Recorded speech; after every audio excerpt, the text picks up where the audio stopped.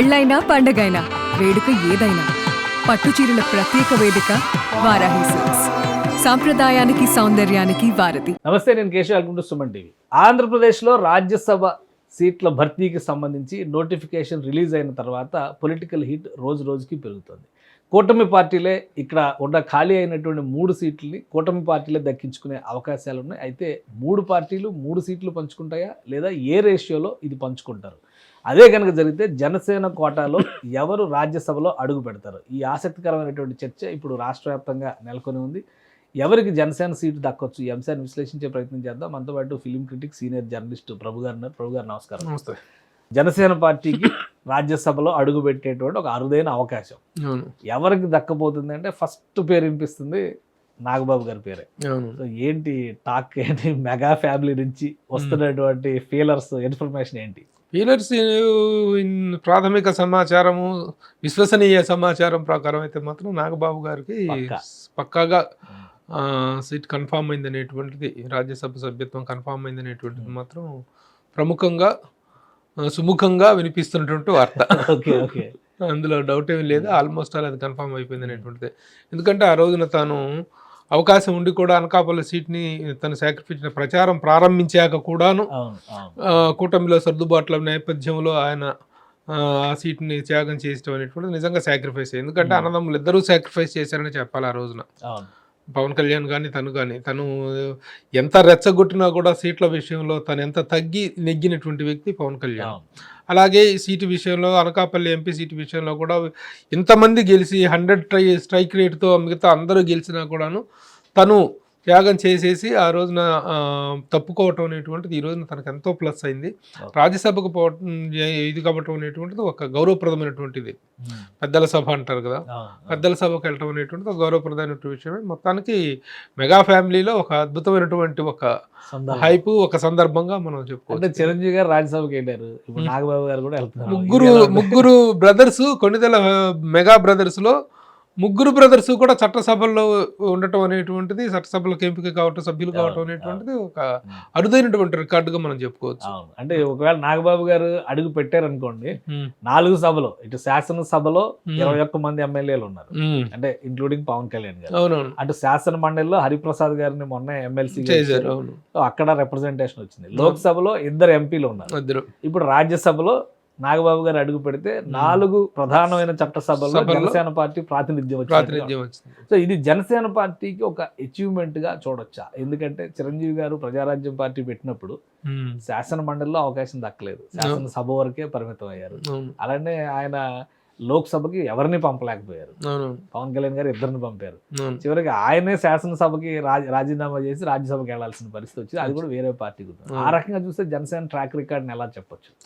Janasena track record రియలేదు. ఒక 10 సంవత్సరాల సుదీర్ఘ పోరాటం తాలూకు అద్భుతమైనటువంటి ఫలితాన్ని సాధించినటువంటి విషయంగా మనం చెప్పుకోవచ్చు. ఆ రోజు చిరంజీవి గారు మీరు చెప్పినట్టుగా ఆయన అదే సభలో పార్టీ మారి వేరే పార్టీ ద్వారా, కాంగ్రెస్ పార్టీ ద్వారా రాజ్యసభ సభ్యత్వాన్ని సాధించుకోవటం చేరటం అనేటువంటిది అవన్నీ అప్పటి రాజకీయ పరిణామాలు. వాటి గురించి మనం ప్రస్తుతం మాట్లాడుకున్నా సరే, ఎందుకంటే అప్పటి అనివార్య పరిస్థితులు అవి. ఎందుకంటే చిరంజీవి గారు రాజకీయంగా ఆయన సమర్థతగా లేకుండా ఆయన విరమించుకున్నారనేటువంటి టాపిక్ తీసుకున్నట్లయితే, సమర్థత కంటే కూడా పరిస్థితుల అనుకూలత, సానుకూలత, వ్యతిరేకత అనేటువంటి విషయాన్ని రాంగ్ టైం చిరంజీవి గారు రాజకీయాల్లోకి వచ్చిన టైం రాంగ్ టైం. అంతే తప్ప it is not because of charisma లేకపోవటము, పబ్లిక్లో పాపులారిటీ లేకపోవటం కాదు. మనం ఎప్పుడు మాట్లాడుకుంటుంటాం యాజ్ అ మాస్ ఐడాల్స్గా రామారావు గారి తర్వాత అంతా చరిష్మా ఉన్నటువంటి మ్యాట్నీ ఐడాల్ చిరంజీవి గారు. కానీ రాంగ్ టైం కారణంగా కొన్ని వ్యతిరేక ఫలితాలు రావటం అనేది జరిగింది. సరే, ఏది ఏమైనా ఆ కుటుంబం నుంచి మరలా మొత్తం ఒక మెగా ఫ్యామిలీ మొత్తం కూడా 3 బ్రదర్స్ కూడా చట్టసభలో ప్రాతినిధ్యం వహించేటువంటి అవకాశం రావటం ఎవరికి దక్కనటువంటి ఒక అరుదైన. ఇండస్ట్రీ పరంగా చూస్తే ఎలా చెప్పొచ్చు, నాగబాబు గారు ఒక మంచి ఇప్పుడు క్యారెక్టర్ ఆర్టిస్ట్ గా ఆయనకు ఒక రోల్, ఆయనకు ఒక స్పేస్ ఉంది తెలుగు సినిమా పరిశ్రమలో. ఇండస్ట్రీ పరంగా రాజ్యసభలోకి వెళ్ళిన వాళ్ళు కూడా చాలా మంది ఉన్నారు. సో ఆ రకంగా చూస్తే నాగబాబు గారు రాజ్యసభకు వెళ్ళడం అనేది ఇండస్ట్రీ ఏ విధంగా చూస్తుంది? అంటే ఇప్పుడు రాజ్యసభకి ఇండస్ట్రీ ద్వారా వెళ్ళినటువంటి వాళ్ళ జాబితా తీస్తే చాలా పెద్ద జాబితా ఉంది. మా గురువు గారు దాసనారాయణ గారు కానీ, సి నారాయణ రెడ్డి గారు కానీ, మోహన్ బాబు గారు కానీ, వీళ్ళందరూ కూడా రాజ్యసభకి వెళ్ళినటువంటి వాళ్ళు. మొదలు పెడితే జగ్గయ్య గారు, ఆనాటి జగ్గయ్య గారితో, కొంకర జగ్గయ్య గారితో మొదలు పెడితే అంతా లిస్ట్ చాలా పెద్ద లిస్టే ఉంది. అయితే ఇక్కడ రాజ్యసభకి అయిన వెళ్ళటం అనేటువంటిది ప్రస్తుతం ఉన్న పరిస్థితుల్లో తను పార్టీ కోసం పడిన కష్టం ఇండస్ట్రీ రియాక్షన్ ఉంటుంది, ఇండస్ట్రీ హ్యాపీ ఫీల్ అవుతుంది. ఇండస్ట్రీలో ఎంతమందికి ఒక గౌరవప్రదమైన స్థానం దక్కితే ఇండస్ట్రీకి అంత ప్రతిష్ట పెరిగినట్టుగానే భావించాల్సి ఉంటుంది. కాబట్టి ఇండస్ట్రీ వర్గాల నుంచి ఒక సానుకూలమైనటువంటి ఒక వెల్కమింగ్ ఇది మాత్రమే కనిపిస్తుంది. కానీ జనసేన పార్టీ అధినేత పవన్ కళ్యాణ్ ఈ 2-3 రోజులు ఢిల్లీలో రకరకాల టూర్ లో బిజీగా ఉన్నారు. అందరు మినిస్టర్స్ ని, ప్రధానమంత్రి గారిని కూడా కలిశారు. అక్కడేవో చర్చలు జరుగుతున్నాయి రాజ్యసభ భర్తీకి సంబంధించి కూడా అంటున్నారు. అంటే అక్కడి నుంచి ఒక గ్రీన్ సిగ్నల్ ఉండడం వల్లనే మెగా ఫ్యామిలీలో ఇప్పుడు ఆనందం వెళ్ళి విరుస్తోంది. రాజ్యసభకి నాగబాబు గారు వెళతారు అనేటువంటి ఒక కన్ఫర్మేషన్ థాట్ వస్తుందని అనుకోవచ్చా? అంటే అది ఇప్పుడు ఈయన ఢిల్లీ వెళ్ళి చేయించి సాధించుకొచ్చినట్టు కొత్త పరిణామం ఏమి కాదు.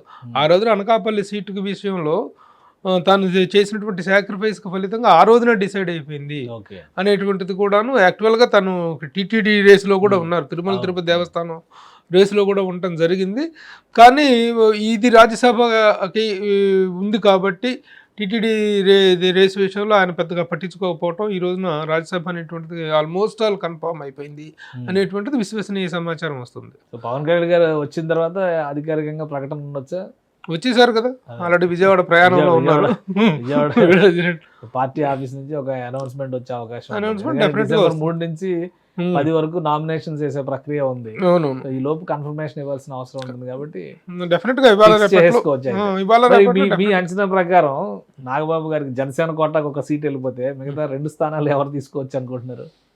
ఇంకా అది మోస్ట్లీ టీడీపీఏ కావచ్చు. కొంత సమీకరణాల నేపథ్యంలో కొంత ఏదైనా ఉంటే బీజేపీకి వెళ్ళే అవకాశం కూడా ఉంది. అది ఎట్లా జరుగుతుంది అనేటువంటిది సినిమా ఇండస్ట్రీ నుంచి నాగబాబు అనేటువంటిది మాత్రం కన్ఫర్మేషన్ వచ్చింది అనేటువంటిది మాత్రం హ్యాపీయెస్ట్ న్యూస్. సినిమా ఇండస్ట్రీకి సంబంధించిన వరకు they are feeling very happy. This is a wonderful achievement in the mega family. Mega ఫ్యామిలీకి సంబంధించిన వరకు చాలా గుడ్ న్యూస్ ఇది. కాబట్టి అదే కాకుండా తను చాలా సంయమనం పాటించాడు ఆ రోజున. ప్రతి ఒక్కళ్ళు కూడాను అనకాపల్లి సీట్లో ప్రచారం మొదలుపెట్టి చివరి దశకు చేరుకొని అంతా తనే కన్ఫర్మేషన్ అయిన తర్వాత సీట్ని సాక్రిఫైస్ చేయటం అనేటువంటిది మానసికంగా అన్ని విధాలుగా కూడా ఒక ఇదైనటువంటిది. బట్ నాగబాబు గారి రియాక్షన్ ఏంటి, ఏమన్నా మాట్లాడారా? నాగబాబు గారి రియాక్షన్ ఇంకా ఏమీ తెలియదు. అది ఒకే ఆ వర్గము, ఆ కాంపౌండ్ మొత్తం కూడా చాలా హ్యాపీగా ఉన్నటువంటి ఇది కనిపిస్తుంది. ఇక అఫీషియల్ కన్ఫర్మేషన్ అనేటువంటిది ఇవాళ రేపు అధికారిక ప్రకటన వచ్చిన తర్వాత వచ్చేటప్పుడు కూడా ఆయనే ఫ్యామిలీ మొత్తాన్ని కూర్చోబెట్టి టీవీ డిస్ప్లే పెట్టి ట్రెండ్ చూసుకుంటూ హ్యాపీగా ఎంజాయ్ చేశారు. ఆయన ఎక్కడా కూడా నేను కోల్పోయాను ఒక అవకాశం అనే ఫీలింగ్ లేకుండా తన తమ్ముడు వెంట నిలబడి ఉన్నాను అనేటువంటి సంకేతం చాలా స్పష్టంగా ఇచ్చారు. ఆ నిలబడ్డ తాలూకు ఫలితం ఇది అర్హతకు వచ్చిందే తప్ప లేకపోతే ఫ్యామిలీ పరమైనటువంటి ఒక ఫేవర్గా దీన్ని మనం భావించాల్సిన అవసరం లేదు. ఒక పార్టీ కోసం ఒక వ్యక్తి కష్టపడ్డప్పుడు, నిలబడ్డప్పుడు ఆ అర్హతను బట్టి వచ్చేటువంటి అవకాశంగా దీన్ని మనం చూసుకోవాలి తప్ప ఏదో అన్నయ్యకి తమ్ముడు చేసిన ఫేవర్ లాగా అనుకోవాల్సిన అవసరం లేదు. ఆయన జనసేన పార్టీకి ఆయన కీలకమైనటువంటి వ్యక్తి కాబట్టి చాలా సమావేశాలు నిర్వహించారు. ఎలక్షన్ క్యాన్వాసింగ్ పిఠాపురంలో ఆయనే కూర్చుని కదా మొత్తం వ్యూహారచన అంతా చేసింది కానీ నడిపించింది కానీ తనే కాబట్టి తనకు ఉన్నటువంటి అర్హతకు వచ్చినటువంటి అవకాశంగా మనం దీన్ని చెప్పుకోవచ్చు. రైట్. థ్యాంక్ యూ ప్రభు గారు, మీ విశ్లేషణ అందించినందుకు. ఇది మెగా ఫ్యామిలీ నుంచి మరొకరు రాజ్యసభలో అడుగు పెట్టబోతున్నారు. ఇది ఖచ్చితంగా ఆ ఫ్యామిలీకి శుభవార్త. అలానే కాన్ఫిడెంట్గా ఉన్నారు, పక్కా సమాచారం. ఇది జనసేన పార్టీ తరఫున రాజ్యసభలోకి నాగబాబు గారు అభ్యర్థిగా అడుగు పెట్టబోవడం అనేది రాబోయే రోజుల్లో అధికారిక ప్రకటన కోసం వెయిట్ చేయడం మాత్రమే పెండింగ్లో ఉంది. మిగతా అంతా కూడా ఆల్ సెట్ టు గో అనేటువంటి సంకేతాలు కనిపిస్తున్నాయని ప్రభు గారు విశ్లేషిస్తున్నారు. ఇక కూటమి పక్షాన 3 సీట్లు ఖాళీ అయినటువంటి నేపథ్యంలో తెలుగుదేశం 2 తీసుకుంటుందా, బీజేపీకి మరో సీటు కేటాయిస్తుందా అనేది రాబోయే రోజుల్లో డిసైడ్ అవుతుంది. ఇది స్పెషల్ డిస్కషన్. Keep watching.